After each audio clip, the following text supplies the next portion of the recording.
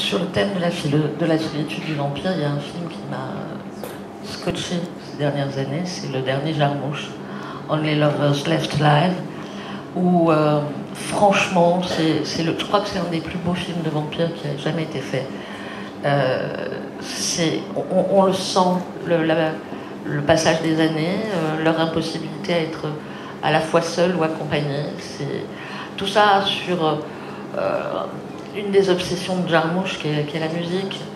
Et il nous fait bien sentir, à travers le personnage de son vampire qui est musicien, comment il met à profit tous ces siècles pour faire une musique que personne n'écoute finalement, mais qui est extraordinaire.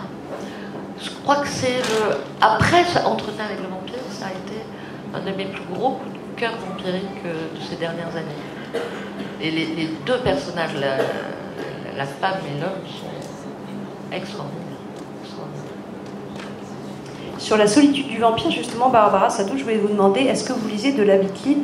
Parce que souvent, dans un certain nombre de textes de Beat-Lit, il y a au contraire les vampires sont organisés en sociétés qui sont très hiérarchisées, avec un maître ou une maîtresse au sommet, souvent le vampire ou la vampire la plus ancienne.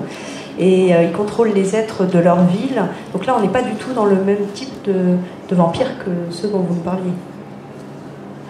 Non, j'en lis pas beaucoup. Moi, c'est plutôt les auteurs qui m'intéressent. Donc, je vais pas dire que je dors avec Jeanne, mais presque, puisque j'ai les livres à côté de mon lit. J'ai ceux de Morgane Cossarieux, ceux de Vincent Tassi.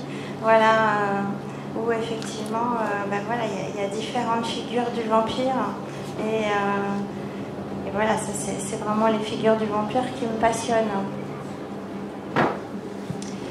Jean Marigny, je vous cite la conférence de 2013, vous disiez de Twilight que c'était un abâtardissement du mythe, parce que Edward Cullen ne brûle pas au soleil, il n'a pas de problème avec la religion, voire il incarne un certain ordre moral, mormon, personne ne le poursuit avec un pieu, il peut boire du sang animal au lieu de sang humain, donc ça s'éloigne quand même énormément des caractéristiques du mythe. Qu'est-ce que vous avez toujours, je pense, cette même opinion sur le sujet? Oui, je n'ai pas varié. Je pense que, de même que Entretien avec un vampire d'Anne Rice a marqué une césure totale dans l'histoire du vampire, puisque elle a humanisé le vampire, mais il ne faut pas aller trop loin dans cette humanisation. Et ce que je reproche à Twilight, à la série Twilight, c'est que véritablement, si vous avez un vampire qui ne suce pas le sang, qui se promène en plein jour, qui ne manifeste aucune hostilité envers les autres, est-ce que c'est encore un vampire, quoi? Et donc je pense que Twilight a contribué à démythifier un peu le vampire, à le faire tomber et à faire qu'on a cherché quelque chose de plus sanglant, de plus atroce, et ça a été l'avènement du zombie. Et à l'heure actuelle, quand on regarde le nombre de films qui sortent chaque année, les films de vampires, il n'y en a plus beaucoup, alors que les films de zombies, ça pullule. Et c'est vrai aussi pour la littérature populaire.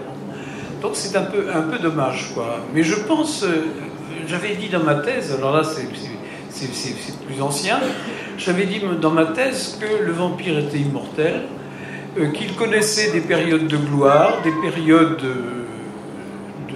de récession. Là, je pense que c'est sauf dans la littérature française, parce que je pense que c'est ça qui est la grande surprise, c'est que le 21e siècle a permis à un certain nombre d'auteurs, dont j'en ai une à ma droite, de se faire révéler et d'apporter une touche totalement nouvelle à ce thème. Je pense aussi à Morgane Cossarieux, je pense qui ont su renouveler le thème, et sans trahir d'ailleurs, c'est ça qui est important, alors que je pense que Twilight c'était un peu une trahison.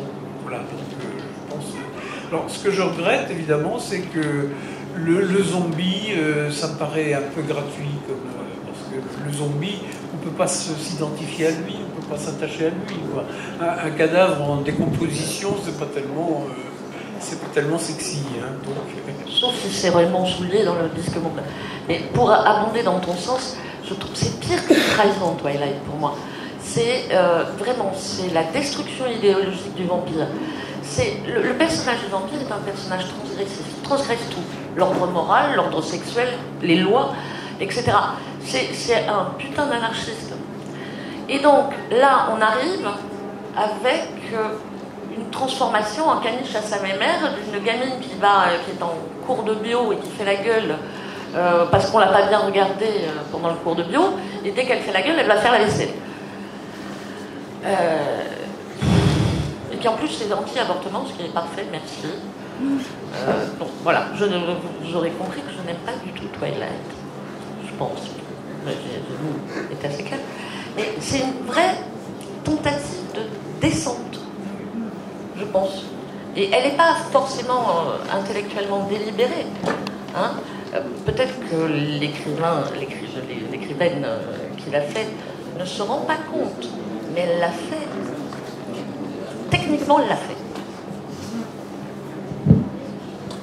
Parce que je voudrais ajouter une chose, c'est que j'ai dit que tout à l'heure que Anne Rice avait humanisé le vampire. Lestat est un personnage auquel on peut s'identifier, qu'on peut trouver sympathique, mais il tue quand même. Hein. Il tue pour survivre, hein. C'est quand même... il lui reste ça. Et Armand, auquel on peut...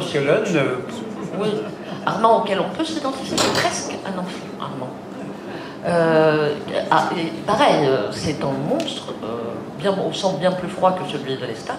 Bon, il est plus vieux aussi, ça aide à laisser les choses dans la licence. Armand, il tue des gens, et puis il n'hésite pas. Hein. Et la suite l'entretien avec un vampire, c'est quand même un jeu super cruel avec le jeune journaliste. Même si ça débouche sur quelque chose, sur une vraie relation importante, au départ, c'est quand même une histoire d'abus sexuel. Hein. On est clair, là. Même si c'est entre deux hommes, ça existe. Hein. Voilà. Il n'y a rien qui manque.